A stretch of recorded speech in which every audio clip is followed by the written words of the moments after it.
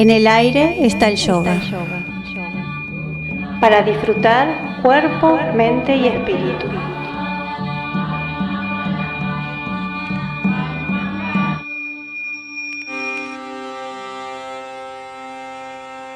El yoga es, ante todo, un arte, ciencia y filosofía de vida que integra la mente, el cuerpo y el espíritu del ser humano para desarrollar la educación espiritual de éste. Históricamente, el yoga está compuesto por un conjunto de técnicas psicofísicas espirituales que integran los tres planos existenciales del ser humano: cuerpo, mente y espíritu. Luego, por intermedio del samadhi, integra al ser humano con las fuerzas del universo y su propia concepción del todo o ser superior. Puede ser llamado Dios, Brahman, Dharma, Tao, lo absoluto. El yoga es educación espiritual y su meta es el samadhi, un estado de felicidad, armonía y plenitud, en el cual uno trasciende la dualidad y pasa a formar vivencialmente parte del todo, produciéndose en uno mismo instantes de éxtasis y éxtasis. El yoga fue creado unos 5000 años antes de Cristo, pero el primer tratado de yoga fue escrito 200 años antes de Cristo por Yogacharya Patanjali en el norte de la India. Desde aquella fecha hasta el presente, todo método de yoga obligatoriamente es un conjunto de técnicas que conducen al samadhi. Sin samadhi y sin meditación no hay yoga, pues el yoga es una experiencia y educación espiritual que se realiza por medio del samadhi. El yoga afirma que nosotros somos un espíritu que tiene una mente y un cuerpo. Así, lo primero que aprendemos de los maestros de yoga hace 2000 años antes de Cristo es el Viyoga, una técnica enseñada por Patanjali que consiste en separar el espíritu de la mente y del cuerpo, ver su verdadera naturaleza. Esta técnica nos permite comprender mejor nuestros sentimientos y nuestros estados afectivos, para luego poder integrarlos mental y corporalmente.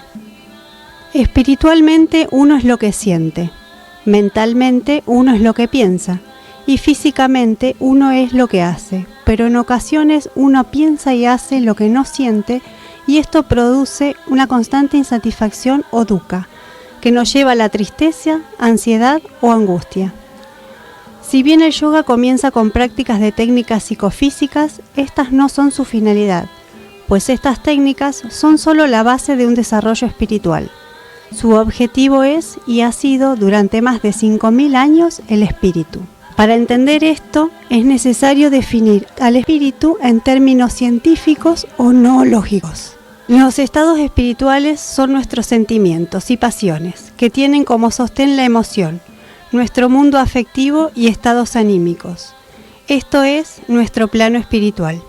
La tristeza, alegría o la felicidad son estados espirituales y son sentimientos, pues nuestro espíritu está compuesto por sentimientos. Nuestro mundo interior son nuestros sentimientos.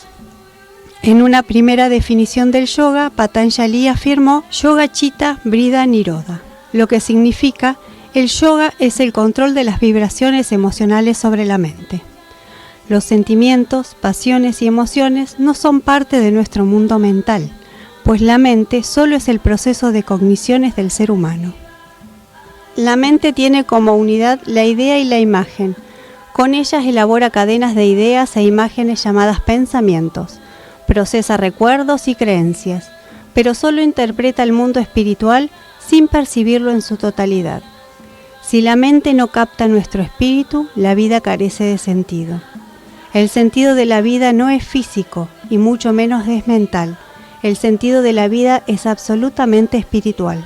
El arte, por ejemplo, es noológicamente una disciplina espiritual. El artista siente y hace sentir. Ese sentimiento que nace como consecuencia de su obra y el estado que surge de la misma es espiritual. En la sociedad actual, las personas no tienen muy claro cuál es la diferencia entre su mente y su espíritu. En psicología, este esfuerzo de entender que lo espiritual es un plano diferente, aunque integrado a lo mental y lo físico, se lo debemos al Dr. Viktor Frankl y su aporte, que ha permitido separar la noología de la psicología. para comprender la dimensión espiritual del individuo. Así podemos comprender que sobre las tres inteligencias básicas, la mental, la corporal y la espiritual, existen subinteligencias. Fue un aporte de Somini Napurna.